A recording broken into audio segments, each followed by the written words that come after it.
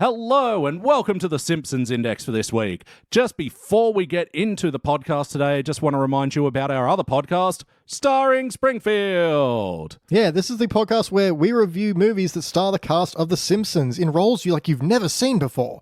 That's right, and normally the episodes are picked by our wonderful heroes over at our Patreon page, but yeah, the next couple of weeks, we get a turn at picking. Yeah, so what do you got lined up for us, Elliot? Oh, I've got the Dan Castellaneta classic, The Return of Jafar. This is the direct-to-video sequel to Aladdin, where Robin Williams, feeling betrayed by the Disney company, split, and they brought in Homer Simpson to play the genie. So he can show you the world, I guess. And a whole new world it is. How about you?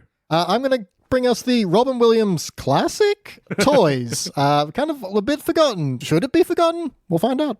Well, yeah, it does have some Simpsons tie-ins, especially like with Burns' hair and that scene in him out in the grass. That's a direct Toys reference. Yeah, direct reference to the ad for Toys. Weird cross-reference.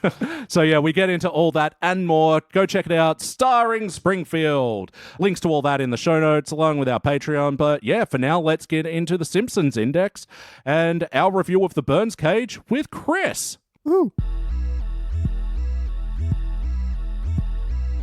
The Simpsons Index, an online spreadsheet that is also a podcast. This is the podcast. Coming to you from SideQuest Studios, this is the Simpsons Index, episode 285. Hello out there, I'm your host, Elliot J. O'Neill, joined here as always, except when he's not, by BT Calloway. What's up there, boys and dames? And joining us all the way from beautiful Adelaide is Christopher Bond. Hey! How you doing? Good, man. How are you? Not too bad. All the podcasts in all the world yet to walk into ours. And the part of Beach tonight will be played by Rick, apparently. Elliot, I don't know what I'm doing. You should be used to that by now, but here's podcasting with you, kid.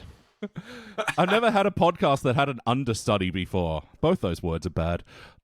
So yeah, of course, this is a Simpsons Index. We review Simpsons, and today we are finishing off season 27. This will be the last season 27 episode for us to review. Well, now, bully for you. And in the overall season ranking of season 27, this episode could decide whether the overall ranking will be a participant or a dull participant. It's fucking on, boys. Only ways it can go. Something would have to go extremely wrong for it to shoot further or lower than that, but I do like my steaks medium rare, and that's about as medium as it gets. Well, I guess the first question on the questionnaire today is big Casablanca fans, hey? No, I've never seen it. No, nor have I. Excellent. This is the kind of expertise that I like to bring into the Simpsons panels. Have you seen it? No. Sweet. Of course, Elliot hasn't seen movies.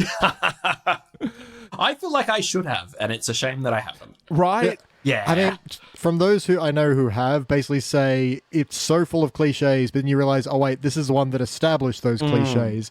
So effectively, you have seen it from simple parody and it just being done in everything else. Right. Yeah, I was talking about this with a friend the other day. It's like why Die Hard didn't do anything for me the first time I saw it, because I was well into my 20s on my first watch, and I'm like, this is every action movie. And they're like, yeah, because every action movie wants to be Die Hard. Yeah. It's the same with Citizen Kane. So much of it is it's a bit meandery, but I kind of get the sense of it. But it's like, no, it did these the first times. Yeah. Yeah. Well, on some of those more notable Simpsons episodes, I will make the effort to do the prep work. And yeah, so the first time I saw Citizen Kane was the night before I was reviewing Rosebud. And that was one where I was like, oh my God, there's just so many things that people are ripping off for, wow. Yeah. Was it a good movie? I don't know, but it was a really good documentary on shit other filmmakers stole. Yeah. But yeah, so I didn't bother to do with this one because I didn't even know we'd be covering Casablanca on this one. I didn't think I would need to. Yeah, the title is the Burns Cage, and I was like, oh, like the Bird Cage, available now on Starring Springfield? Well, it actually kind of is, because Hank Azaria, who plays Julio in this, prominent role in this episode, is basically doing the same character in The Birdcage. Yep. which again we reviewed on Starring Springfield, available now on your podcasting app of choice. Mm-hmm. All right, plugs for our stuff over. Let's hook into this. Let's finish the podcast we're doing before we Do start. we like to another put the plugs at the beginning and in the middle and at the end? It's the plug sandwich. It's what you get. Yeah. This podcast is a glorified plug for just all of our shit. Mm-hmm. Roll to Cast available now, but Thanks, Elliot. Yeah, roll to cast. And if you're in Adelaide, see them at Adelaide Fringe live. It's a hell of a time. Elliot and I can attest. all right, I think podcast done, guys. All right, that's all that Hey, matters. good work. Let's pat ourselves on the back. Let's call it a show there. That was good work, guys. Imagine if every podcast that you did just interlinked and like just like plugged each other. It just became like this weird Ouroboros of like self-referential sort of supporting each other. Not gonna lie, like Ouroboros, like an audio Ouroboros, would be a very good, That's awesome. I love good it. production The Audio house name. Ouroboros Network. It's really hard to say, but it's clever when you think about That's it. why you've got a podcast, so you can hear it. That's a tagline, yeah. All right, well, yeah, let's get into the main business today, which is reviewing Simpsons. So this was Season 27, Episode 17, The Burns Cage. First released in April of 2016, it was directed by Rob Oliver, written by Rob Lazebnik, that classic double Rob team.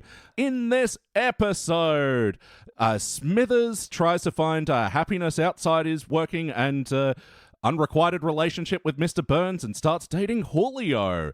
And in the B story, the Springfield Elementary's putting on a play of Casablanca, and Milhouse wants to use the opportunity to get close with Lisa as he steals the leading role of Rick. Hey guys, what do we think? Yep. Yeah. It was on. Yeah, it was a show. It's a really hard thing to say because, like, people who've listened to the podcast for a long time now will have heard the same kind of complaints and comments that that everyone I think has of this era. It's like all of those things are present. The characters feel slightly like watered down from any kind of real definition of who they are, and the weird moments of like silence are always there. Oh yeah, But really prominent in this one as well. really prominent in this one. But it was fine. It didn't make me turn off. Yeah, it was certainly 22 minutes of a show. Definitely felt indicative of the dull participant to participants season 27 move. Oh my, it feels like this one's going to end with just a... Yeah. That's all the sound you get. I hope it picked up on mic and isn't going to get cancelled out by the noise filter. I'll try and do it louder. That was good. That thread the needle right between. It passed the noise gate test. The noise gate test. Still a little bit too enthusiastic, but you strike the balance where you can. But yeah, this was another episode I wanted to bring to you, Chris, because of our history of bringing you the episodes where they tackle Smithers and his general story, and also, just being our correspondent to LGBT. I love the episodes. gay characters and stories. I love all the queer ones that we get. It's good. I love talking about gay pop culture. It's fun. As someone who doesn't necessarily like jump into like queer spaces a whole lot, but I am very like hyper vigilant of like queer representation in culture as a bisexual man myself.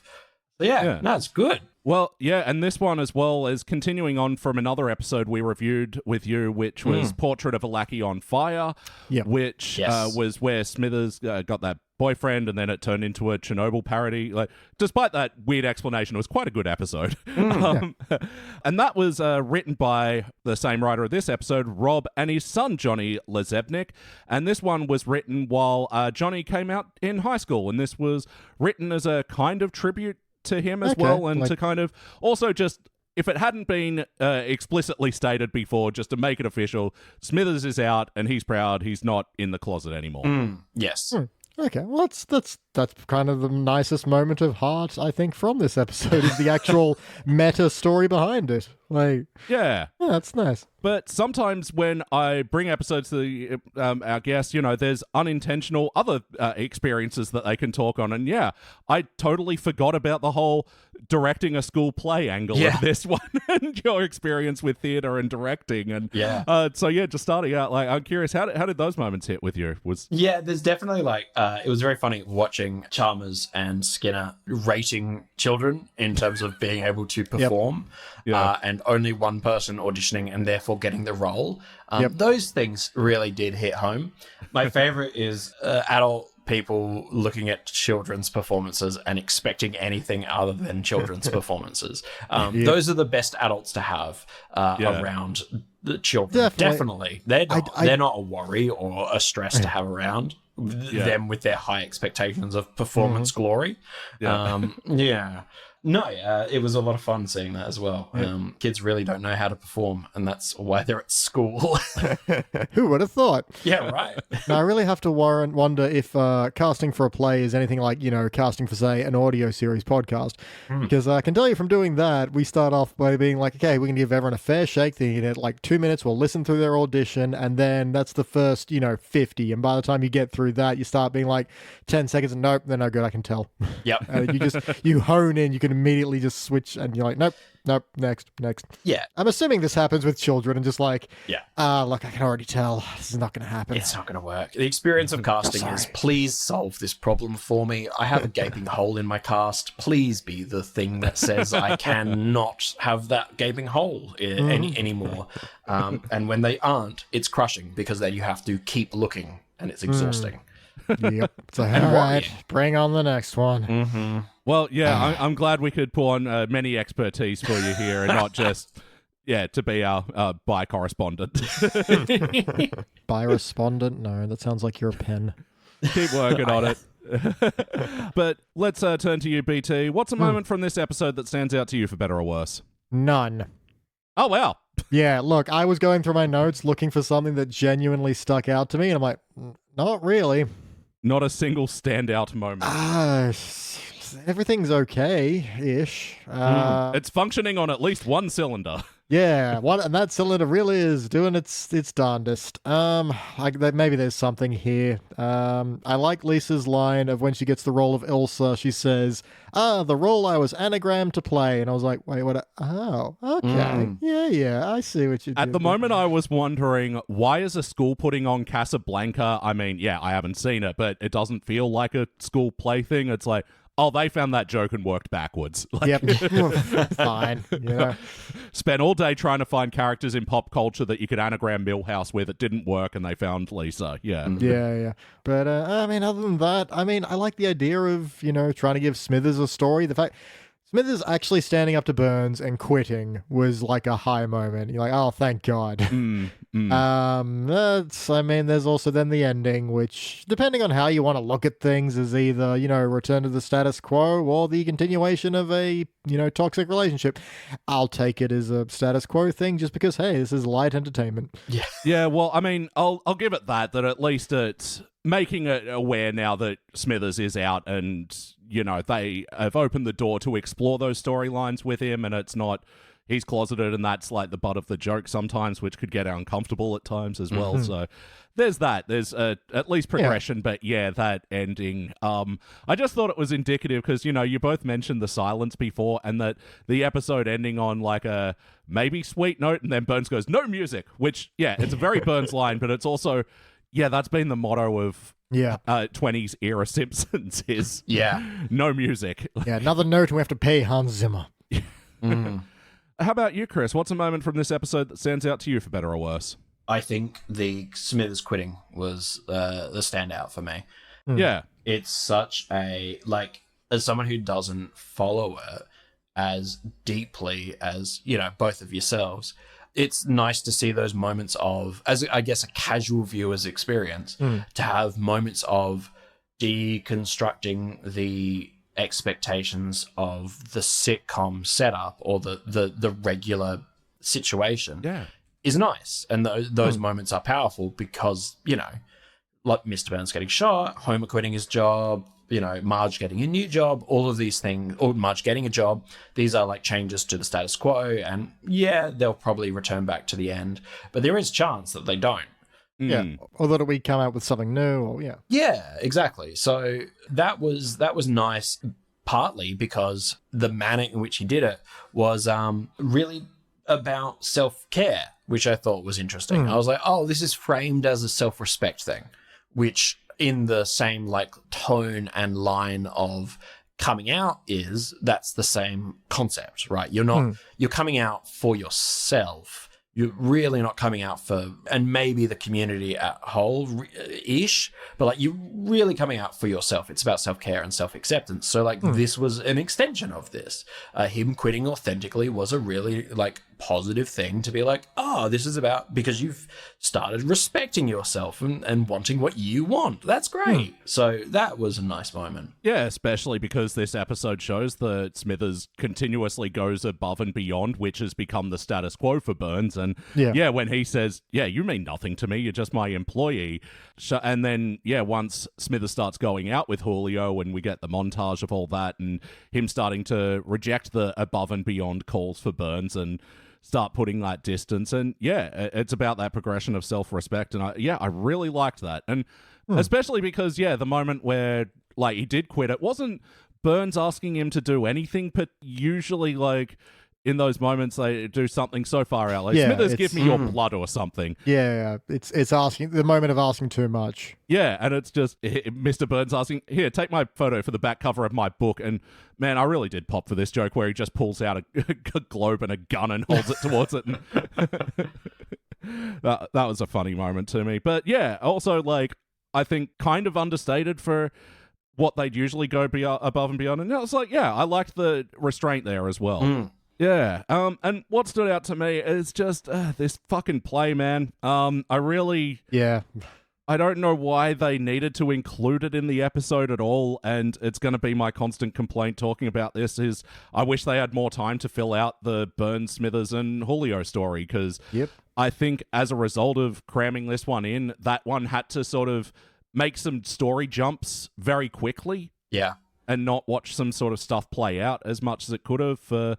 this play, which, again, like, mostly fine material, but I think there wasn't point. Really like a point or an arc to it or anything. No, and like it's not even like they're being particularly clever with Milhouse and Smithers having a decompression Parallel at the end to get... it's really did, like, nothing to tie them together either. Like, yeah. And ends with a film parody I didn't get, which I think is the African Queen, but I'm not sure. Yeah, I think so. Remember the African Queen, kids? It was a little before your time and mine. Queer representation, 1940s cinema. 2 circles, basically. The Venn diagram. They belong together, hand in hand. Hand in hand, yeah. Definitely feels like this was more of a Rob Lezebnik, less of a Johnny Lezebnik reference, if you know what I mean. Anyway, how was the wackiness of this episode? Was this a particularly cartoony episode of The Simpsons? Oh my, yes. So it starts off with, Burns about to skydive. That's a little out of character, but okay. And they pass the Simpsons title in the sky, and it has the audio and everything. I had a guilty little chuckle at that joke. I liked that. It's not bad. They have done this a fair few times now, though. And I think this is maybe the 5th time we've seen it. Yeah, or variations of, those words in that choir audio drop appearing. Look, but like it or not, it was certainly wacky. I kind of liked it just because, like, we got a different angle on it, and it did, like, the Doppler effect as it was passing over. It was like, there was some production about it. I liked that. It's also not quiet, which I thought was nice. Yes. Have sound effects. I was like, music. Sound. Music. Delightful. Num, num, num. Yes. The skydive was wacky, I thought. The skydive itself and Burns doing his little... Oh, yeah. Yep. And the Will You Marry Me skywriting getting turned into Will You Marry Mo. It's that easy. I would have liked that to come back. Mo somehow having the girl on his arm or something. That'd be funny. Because there's a bit more Mo later on where he's like hitting on Marge, and that's boring and uncomfortable. So if he'd been like, you had your chance with me, Midge. Now I'm with what's her name? What's your name? We're married. Yeah. I wouldn't have minded that. But as for a joke and just like a quick passing by, I quite enjoyed that.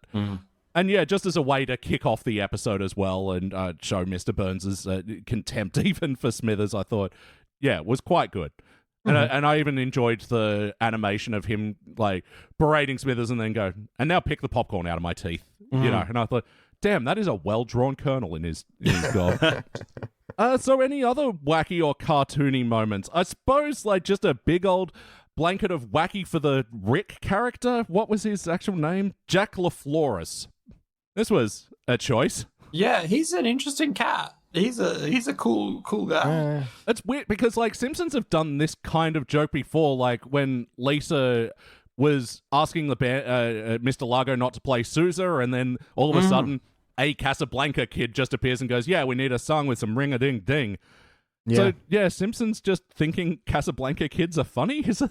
I guess. Yeah, somebody's really, really keen for Casablanca kids. Because you would think he would be like a really hardcore theater kid and not just a Casablanca kid. Yeah. That's what they went with. So okay, sure. Yeah, it was kind of annoying to me because I didn't even mind the sort of double swerve of the story where Bart advises Milhouse to get the bullies to beat him up so that, yeah, he's too injured to perform. But then it ends up Rick holds his own, but then gets himself suspended for beating up the bullies. Yeah, I even liked his line when he's beating up the bullies and he's like, yeah, everyone gets fists, but not everyone gets the manual, you see? Smack. Yeah. And even Skinner's line of, oh, that's the go-round, but there's no Mary to be found. But yeah, then to have the ending of the episode end with, oh, it wasn't Milhouse, it was Rick in a mask the whole time. Let's go get a malt. Like, what the fuck? And then Lisa's like, oh, is Milhouse okay? Is Milhouse ever okay? And it's like, that's it. That's the end of it. Yeah, it's definitely a punch down on Milhouse moment. I liked the wacky of taking a face off of Milhouse's face and then being a completely other person underneath. That's cartoon logic that I like. Yeah.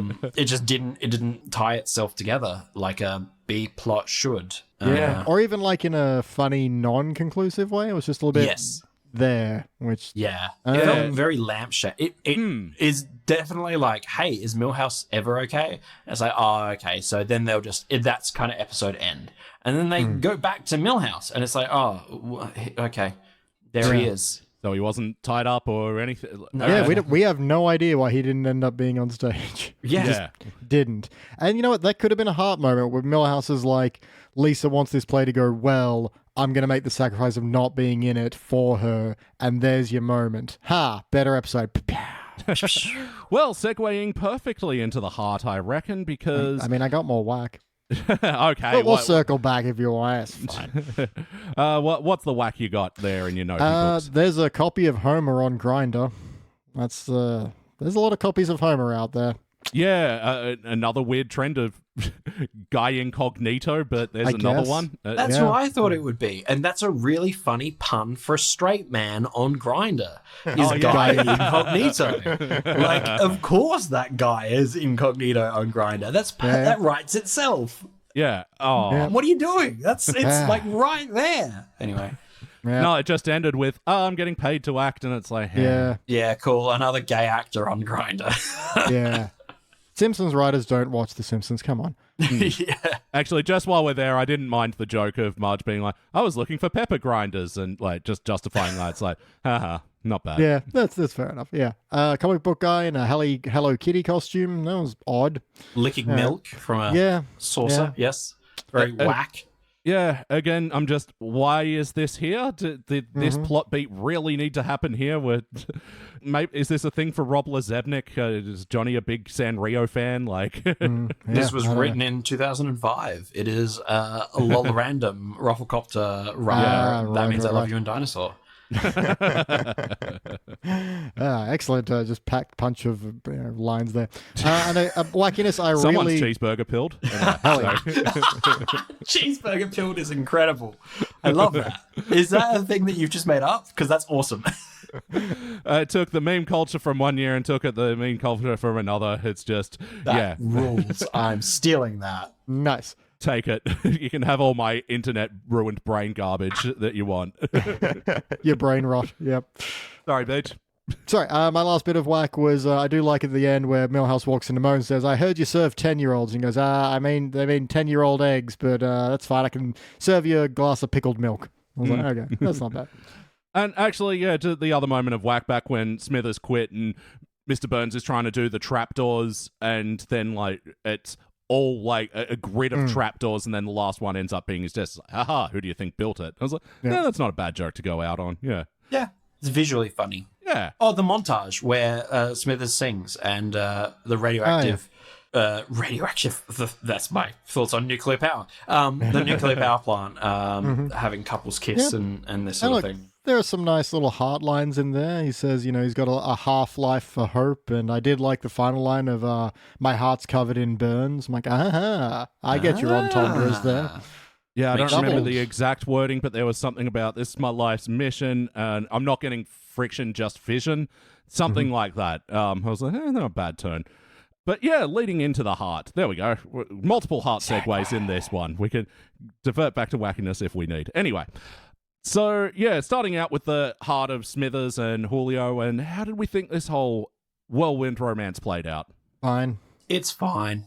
It's fine. It's fine. Broadly fine. Julio isn't given enough time to be a full character, so we don't get to feel Smithers' feelings for Julio, but he isn't a two-dimensional caricature either. Yeah, you get enough to at least get a sense that he's a fun change of pace for Smithers. Who wants the best for him. Every line he says isn't a punchline. He isn't presented like completely as a caricature, and his intention at the top of it seems like when he meets him for the first time seems right. So their relationship can only go as deep as the two characters can be, which is to say, fine. Yeah, it's sort of... I think the story just prevents it from getting any more than surface level, where we are kind of denied that opportunity to see how deep this could go. And I think the plot point is correct, where it's like Smithers is still doing like the things he'd do for Mr. Burns for Julio and like cutting his food and stuff, but... And apologizing and saying, sir, that was like, that would take you a long time to break that habit. Totally. No, for real. And like that wasn't more explored, and it was kind of like really rushed. Like, I don't mind the build up of their relationship being like rushed via montage, but the escalation of the drama, dwell in that a bit, because like they really rushed it. Like when they get to Cuba and he's wearing the mask that is so obviously Burns, and he's everything just reminds you of him, doesn't it? I bet even that wall art of him being dragged out of Cuba reminds you of him, and it's like mural, Elliot. It's pronounced mural. Wall art. I don't know what they call it over in Ride, but West Ride, thank you very much. I was like, I probably shouldn't have doxed you. Oh, you weren't specific. Okay. Well, yes, us Marrickville bordering on Stanmore and Petersham folks. Anyway. But yeah, I thought, fine enough joke again, but just sort of a bit too hacky, a bit too rushed. Like, Yeah, it stops it going at a further level because we spend a lot of time in Casablanca, which is a sentence that I didn't think I'd have to say. But we also spend a lot of time setting up Smithers as a sad, out of love character. And there are some heart moments in that. Like the song is really strong, and him being unable to say what he wants to say at the very top, or being interrupted by Burns. Those are like pretty straight to the point heart moments. Those are good. Yeah. That's some good work there. Well, even just sort of thinking about it now, like the whole thing that kicks it, well, one of the things rather that kick it off is, Homer, Lenny, and Carl being like, oh, we're being absolutely drilled at work by Smithers. We need to fix his love life. And then, then they don't factor into the plot at all again. Yeah. And it's just like, well, like they work at the nuclear plant with Burns, who there's story opportunity there. There was a pretty dropped opportunity in terms of Burns trying to replace Smithers, and starts off with Lindsay Nagel. I'm like, okay, this is going to be fun. Yeah. And then she's just like, oh, you're treating these employees bad. Let's talk to HR. And I'm like, that's definitely not Lindsay Nagel. She would be like, the different kind of Smithers. She would still be all for the company. She wouldn't suddenly turn on her own employer. Yeah, she's an opportunist though, so I get her immediate litigious find an opportunity for her to sue and make a settlement, but I don't buy her giving a shit about anyone else. But then that then cuts to Mr. Burns going, oh, there's no acceptable replacements, and so we as the audience have seen one, and you have a cast of colourful characters in Springfield. let's bring back comic book guy and his insistence to wear Hello Kitty into this role. I don't know. Let's bring Lenny in, of all people, just to see what happens. You had a whole episode where Homer was Smithers' replacement. Yeah. And you and milked it for a whole episode. And the B plot from memory for that episode was Smithers being on the holiday. Is that right with that episode? That's the entirety of the B plot. So, like, you can do that, man. Just get rid of Casablanca. And you get so much heart. Yeah, well, they're going for heart here in Casablanca as well, so it's, the long-running tale of another tale of unrequited love. I guess that's the connection of Milhouse and Lisa. Mm-hmm. And so she's easily gotten the lead role in this play, and Milhouse, we talked about it before, conniving to get himself in that role. Yeah. Also kind of a weird dropped plot here where they first start off with Janie auditioning for the role, and then Chalmers is like, well, she's going to get it because her dad owns a printing store, so we can get the pamphlets for free. So she's not great, but she'll get it. And then Lisa comes on and is better, and you think, it's going to be like a, the popular girl versus the talent kind of plot line. But then that just doesn't happen, and we never hear about it again. Considering that doesn't go anywhere narratively, that is a lot of time to spend on that one joke. Yeah. For no reason. Mm-hmm. And that's kind of how the ending of the Casablanca makes me feel about the whole fucking story. Is just like, like I said before, I appreciated the double swerve how Milhouse ended up getting in the role, but then to what end? And especially when you have a moment of like Lisa being so crying in front of Marge, and it's like, oh, this is horrible. He's so bad. He's the worst actor I've ever seen, and I have to stare opposite him. Yeah. And then, get a bit of a heart moment with Marge saying, whenever someone's not doing so great, I tell them they're wonderful. If they sense they believe in you, they'll do better. I'm like, okay, that's something. I don't know if that's true. If you tell someone who's not doing a great job they're doing wonderfully, they're probably going to continue doing what they're doing.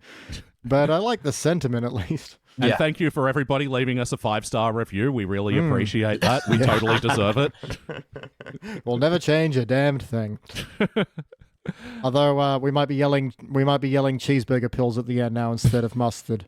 I don't know. We'll see how it fits. But ultimately, did it feel like an episode of The Simpsons? These characters we know and love. Is this the show we know and love? I mean, everything's just a wee bit off. And we do have better examples of these things. We have listed many. Like Portrait of a Lackey on Fire doesn't happen for another 5 seasons, does it? Something like that, one of the early 30 seasons, So not fair to compare it to that one, but we've seen Lisa being in a play before. Yeah. We've seen Smithers and Burns' tense relationship and Smithers being replaced before. It's going to be a lot of things that remind you of better episodes. Well, from memory, it's the first one where he actually quits, and that should be a powerful milestone episode in the series, It should. It should almost have an entire episode built around it. Yeah. What an idea. What an idea. None of the characters, I don't think any of the characters are working opposite, which is nice. None of the characters feel out of step to my sensibilities. It just feels like they're not given the right time on screen. Yeah, no room to breathe. Yes. No, that's so true. And, you're mentioning, characters as, or caricatures. And sometimes they do run the risk with Smithers that they just do boil him down to, the one character element and make a mockery of it. Yeah. But, this one I feel like, the characters are kind of treated respectfully, but the show itself is just... Yeah, it's weirdly silent. It's not super funny. And a lot of the story moments just have it going, what are we doing here? Yeah. There are some moments, and that's the tragedy, is that there are genuine, there's a one or two moments where I'm like, that's The Simpsons. And I love that. But then you realize how few and far between they are. And you're like, no, I have to sit through more to get to them in hopes of getting to them. It's still going. It's still going. Yeah.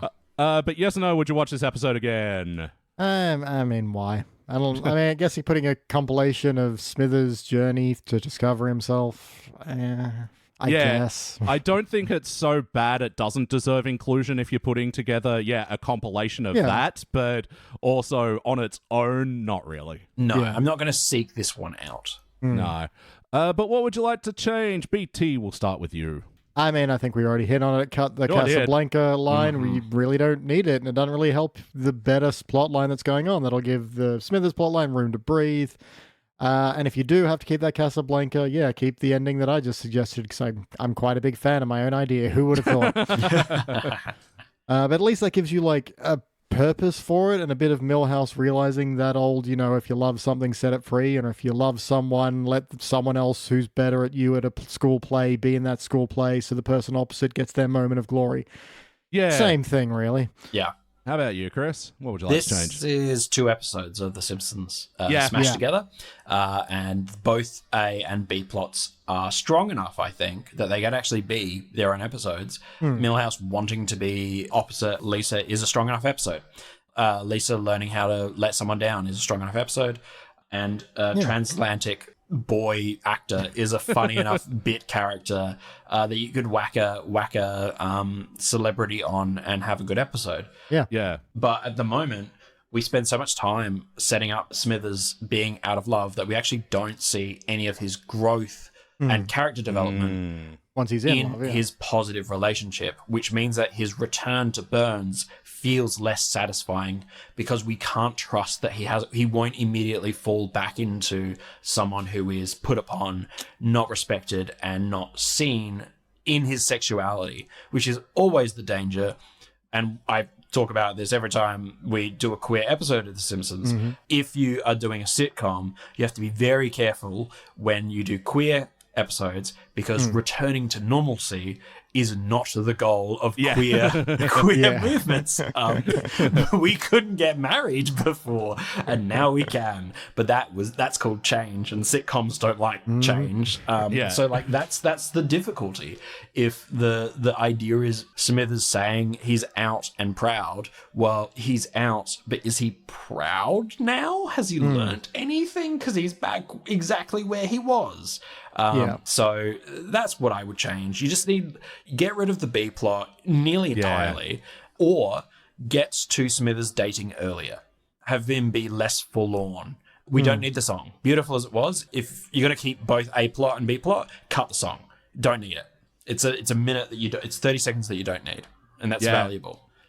Yeah, especially like, because we often complain when they do like parody ballads because the lyrics are coming at you so slow. It's like, we're eating up time, guys. Come on, 22-minute show. Get on with it. But yeah, this one like was good enough for me to like not complain about that for once, which was nice. But yeah, I fully agree with you there. But yeah, just sort of piggybacking off that a bit is like, yeah, with Julio's relationship, like, just to sort of show him as a giving person, which Smithers isn't used to, like, and just sort of showing, yeah, this is what it can be. And like, even though the episode doesn't explicitly state it, I get the feeling that like Smithers coming out in this way is more that like he's mentally separating, his job from his love life from this point on. Yeah, true. Maybe if the episode did a bit to sort of explicitly state that, and like if Smithers was just like setting more boundaries or whatever, like I can help that. Like I don't hate that like he breaks up with Julio at the end. It can just be a whirlwind romance. Yeah. Julio's never been set up as the settle down quite yet type. That absolutely. Can be fine. But it's the whirlwind that opens him up to possibilities. It's the whirlwind of change. But yeah, I honestly, just echoing the points here is cut Casablanca, make it its own episode, and spend more time on the emotional core and growth of Smithers in this one, because it's all there. Like, that's what's so frustrating about this episode, is that it's all there. Yeah. All right, well, I think it is time for our final notes. It's time for our final notes, see? Why don't you let us know what they are? You'll never regret. Oh, sorry, you'll regret it. If not today, then tomorrow. I might be a little drunk in this impression. Method actor B.T. Calloway. Chris, do you have any final notes you want to mention about this episode before we move on to the rankings? I thought the visual gags of the modern art of Burns was quite fun. I really enjoyed that. It was a nice little moment there. Yeah, I enjoyed that too. The Tom Collins was cool. It was a good bit. It's a good line. It's funny. Tom Collins. It's like a reverse Moe's prank call gag where it's just introducing to you Tom Collins. Well, I'm huge ass. And that's where we also get our guest star for this episode. George Takei's playing himself. Yay! First, he's in a video clip on Grindr. likes to go out for frozen yogurt, but he doesn't like guys who cling on. I was like, yeah, that's okay. Yeah, sure. Yeah. But then, I like when he's talking with Tom Collins at the party, and he goes, "Do you want me to hear me talk shit about William Shatner?" He's like, "Who?" And he's like, "I like you already." I was like, good stuff. Sorry, any other notes? Oh, Blinky. I meant to mention this. Blinky, kissing Blinky. That was really funny. That's the fish name, right? Yeah, It's a three-head fish. That was Didn't really they have funny. 2 heads this time? Yeah, two heads, so that they could add They in were the shape of a smooching. heart, and they could smush themselves. That was really funny. I really liked that. Yeah. Games can be fun. So that question is redundant, or you should rethink that question. I thought that was a decently well-written piece of Lenny and Carl comedy.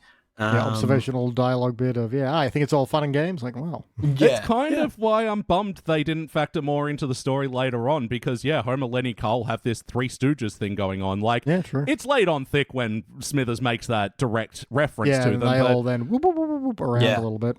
But, I like their little trio comedy goofball team trying to solve their problems with silly solutions. Same. How about you, BT? Any other notes? Yeah. You alluded to it before, but there's a bit where, Milhouse gets cast as the understudy. It's like, understudy? Both those words are terrible, mate. Okay, that's pretty good. Yeah. Good. There's a montage where Smithers and Julio get a license. You're like, what? And there's like, it's a fishing license. I was like, very hardcore shrug. I'm like, all right, sure. Way to do that. There's a line where, Julio says to him, that Mr. Burns sounds terrible. What did you see in him? And then the resulting clip is just Burns crashing a plane into some houses. And it's like, of all things you could have done with that, to have Smithers go, what did I see in him? That just felt, I'm like, okay, cool. This is a great question. It's, that moment of breaking him out of the trance he's been in of this has been his whole life for so long. What did he ever really see? And, pretty weak. Yeah. I did like Mr. Burns' line of, well, I know this is going to take an apology from the heart. I want it on my desk tomorrow morning. Yeah. That was, solid. No, I enjoyed that scene with Burns and his lawyers and all that, yeah. Yeah, and kind of a moment of heart, but also anti-heart is when at the end, Burns is like, I'm going to give you something I've been holding back the whole time, your performance review. It's excellent. I'm like, that's nice. Also, that does have the problem of everything for Smithers just going back to his old patterns and not being happy, but light situation comedy, huh? Well, generous take is the subtext there is that's also Mr. Burns acknowledging that it's needs to be more of a professional relationship. Yeah, sure. Generous, very generous I will take. take that generosity. And I got a few final notes. Yeah, the couch gag was like, I felt like you were so close to a good idea, but you kept fucking animating more stuff. Like, just Homer just sending the emojis of the text in the couch, fine. Gosh, but then the whole Yeah. meh back and forth, who are these guys with Sam Simon and Matt Groening and blah. Yeah. Meh is such a bad thing to put in your own joke. It's such a sad sound. It's such a defeatist thing to be. It's like, shrug. It's like, it's not going to be funny, man. Yeah, sending the emojis was enough, and then just leave it at that. So much. Especially like the Simpsons being that they're like known for coining that term. It feels like a little self-congratulatory. Like it's also like when a lot of new episodes reference the Homer backing into the shrub meme, like which Yeah, you want to talk about an Ouroboros. Whew. yeah. Yeah, we're talking about Lenny, Carl, and Homer's little trio before. I liked when they exploded that whatever they were working on looked like a Hadron Collider. And Smith was like, I need you to tighten the screws. And Lenny was like, both screws? I was like, I popped for that. I'm actually learning. I actually did pop for a few jokes here. Like even Ralph going, I'll be in my trailer. He goes into a locker and goes, this isn't Fiji water. Damn it, Ralph. Got me this time. Again, sign gags being on point. I love at the Simpsons house party with no agenda. Nice. I missed that one. Felt like a very Marge decoration to do. One sign gag I wasn't a fan of at the night of the school play. The kindergartners are also putting on Equus. Oh, I missed that. I totally missed that. It was like Casablanca tonight, tomorrow kindergartners perform Equus. What the fuck? Yeah, wow. That's a dark fucking joke. Yeah. I guess that feels classic Simpsons. That's the wild thing. It's enough to just say next week Equus to say kindergarten. Yeah. That's a bit. Wow. Yeah. Yeah. Maybe if there was more of that in this episode, I would have forgiven that. Yeah. Well, So just odd. word to the wise out there, if you don't know what Equus is, turn on safe search or, as we discussed before, incognito mode. Finally, I did like the line of Luigi being like, oh, Mr. Burns and Smithers, you're back together again. I'm going to make you something special. Hey, 1 cheese pizza. I'm like, yeah, that's good classic Luigi shtick. Yeah. All right, we are here. It's time to rank this thing. On the Simpsons Index, we rank using a 6-point scale, which starts down the bottom at failure. Maybe if the episode was just, you give it a participant. But for the positive rankings, you got okay bronze, good silver, excellent gold, but for the best, the very best, you give cubic zirconia. I'm going to go first. Let me show you how it's done.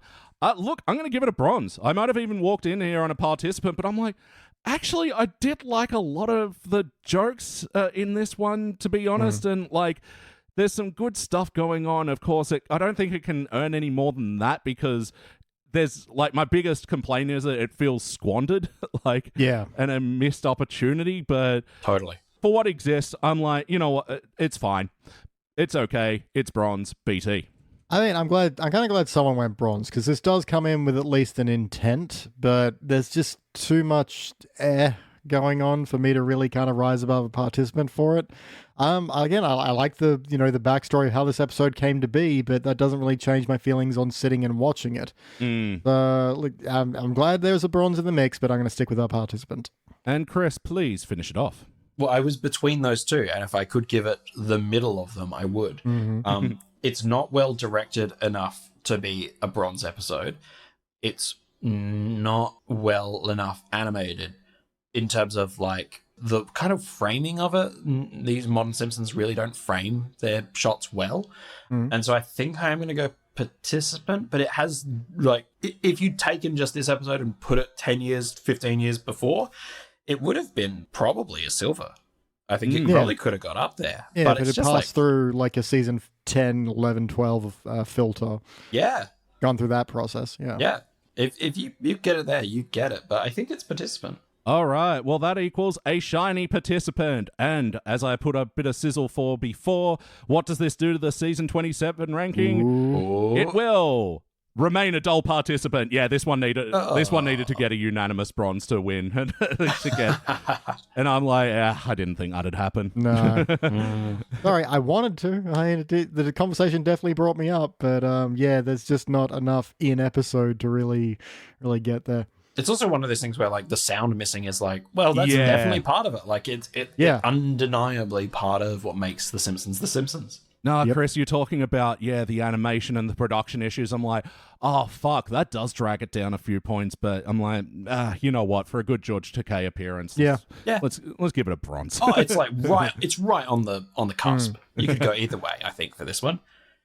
Well, that'll equal a shiny participant, and that's season 27 done. This wasn't the most failing of all our 20 seasons, but it will go down so far as our 5th worst season. Oh, no. It did have some highlights. Halloween of Horror, which was a non-Treehouse Halloween episode where Homer and Lisa are trying to escape from intruders or something. I can't remember. It was quite a while ago we did that. Yeah. But that was quite They piss off some people at like a Halloween store, I think. Yeah. But we reviewed that with Simpsons cartoonist David Cooper and Barthood, which we reviewed on episode 1 of the Simpsons Index, which was showing Bart through the ages, but like skipping age 10. That was like a really interesting concept for an episode that, we quite enjoyed that one. But all of the rest of them got some sort of failure or participant ranking. Like I said, quicker to list the good ones. Yeah. But thank you, Chris, for joining us today for this milestone episode of the Index as we say goodbye to season 27. Thanks for having me. It's always good to be on the series. I really like it. It's really fun. I love watching The Simpsons, even ones that are participatory. Oh my God, I forgot. I usually am asking this at the start of the podcast. Yep. Have you been keeping up with the show outside of Simpsons Index requests? Not at all. Not even for going back and watching some classics? Or No. I didn't even realize. I realized that we didn't even have the Disney Plus. So no. Isn't that annoying? You go, I want to watch it, but it's on this. I've been subscribed for 3 months. Yeah. I the only way I consume Simpsons content nowadays is Simpsons mashup memes. on Instagram and Facebook. Oh, you've sent me a few of those, and they yes. are great. And listening to Dankmas music. Because South Australians make music and based off The Simpsons. So love Dankmas. If you haven't listened to Dankmas, listen to Dankmas. Wasn't it Dankmas? No, you were the one who introduced me and Beej to his YouTube channel, and I've become, quite a fan since. And Nice. Very good. one of my favorite videos, and I was even talking about it with Beej yesterday, is a review of the Dyson headphones, the one with the air filter mask to go in front. Yeah. What a horrendous product, perfectly reviewed by that crazy South Australian man. We got a few things right. Roltercast is one of them. Dankmas is the other. And Farmers Union Iced Coffee is the third. Oh, Cooper's Ale. And the Adelaide Fringe. Hey, we got pretty good stuff. The Magic Five. Yeah. But yes, tell us more about Roltercast and what's happening over there, down there in South Australia. Yeah, Roltercast. I'm part of Roltercast. We make a podcast that is about people playing role-playing games like Dungeons and Dragons, except it's not Dungeons and Dragons. We put music behind it. We pay a composer and they do music, and that's good. So you don't have the silent Simpsons moments that we all love to hate. So check out the podcast. We've won a bunch of awards and we've been nominated for a bunch of others, which is pretty nice. We're going to release a new podcast soon, maybe. We're also doing a live show in the Adelaide Fringe. So if you're Adelaide based, or if you're coming to Adelaide for the Adelaide Fringe, then come see our show. Roltercast, ROLE. To cast, TOCAST. You know, Words. There'll be details and descriptions and things. ROLE is how you get started. Roll to. Links in the show notes. Yeah, links in the show notes, if I can be so bold. I'll put some cheeky links into the show notes. Thanks, mate.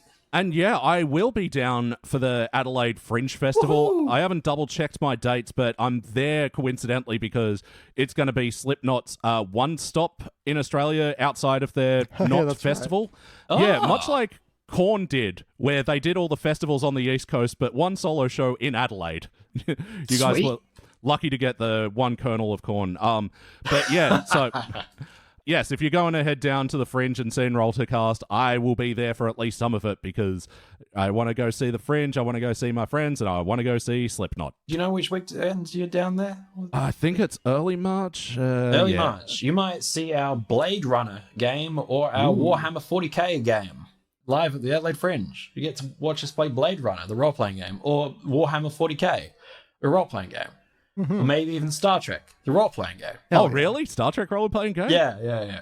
Yeah, there's options. Okay, yeah, my concert's on Tuesday, March 4th. Tuesday, March 4th, you'll be between Blade Runner and Warhammer 40k. Excellent. One of those two. So you'll have fun. Wonderful. All right, and yeah, that's all the Adelaide-based stuff, but BT, what's happening in Sydney? You don't understand, sir. If you don't go to patreon.com/sidequest studios today, you'll regret it.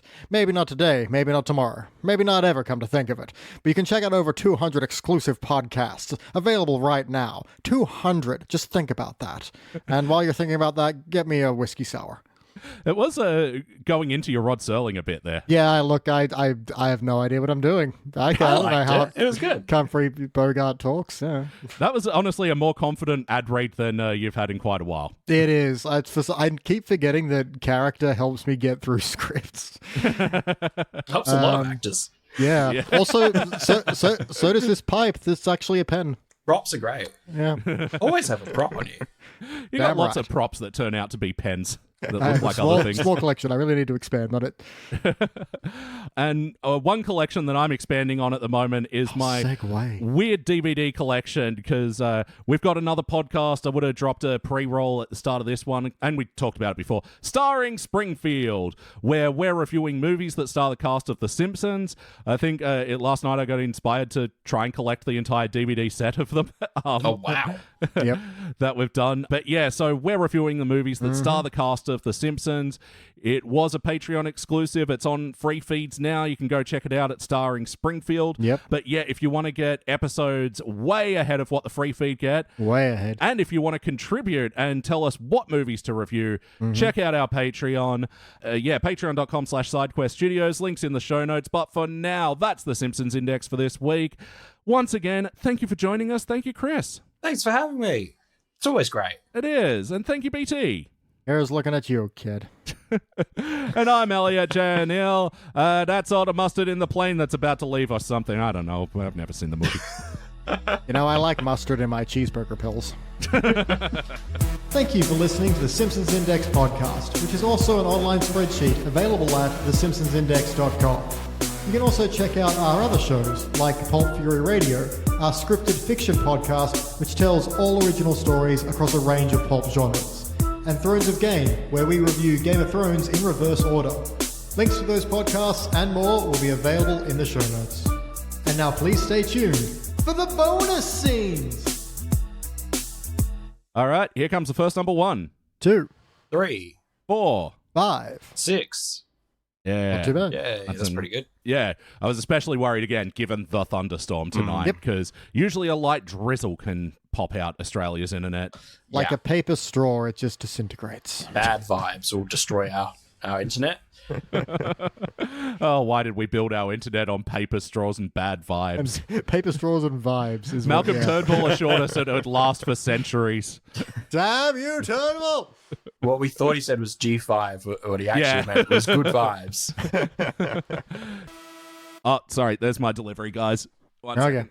we'll just sit in perfect silence while we... Perfect silence. Yes, yeah, maybe it'll be deleted scenes, maybe it won't. Who knows anymore? But Will this go up on Patreon? Like this section? As like a little bonus? I don't think so. But what do you think, editing Elliot? This gonna be a feature, maybe hidden somewhere on the webpage? I don't know. Deep in the code of the website. You have to go searching for it. Yeah, have it like backmasked, hidden under the intro or something. I just saw him running past. Lisa. They forgot the bread. They always get the bread. Well. I should have coughed while you were gone. That's what I should have done. Yeah, get it. You want to get out of your system now? Yeah, Let's all have a good cough. Yep. Oh, I just made it worse for myself. Yeah, me too. Sorry. We would try like attempts to be supportive sometimes. Work the other I direction. appreciated the solidarity. I'm suffering with me now. Thank you. Yep. Man, in the car the other day with my partner, we were just listening to some Opeth or whatever, and we were both getting really excited and turning the volume up, and I was screaming along with it, and then just like within 10 seconds, just being like, oh my God, I haven't practiced that in a while, that hurt. Yep. I honestly don't know how those guys who are in like their 50s and 60s now and like Napalm Death or fucking Cannibal Corpse and are still doing that shit. It's just... they don't teach you that at theatre camp. Like just hours behind the scenes with a vocal coach going la la la la la la la. We are in Napalm Death.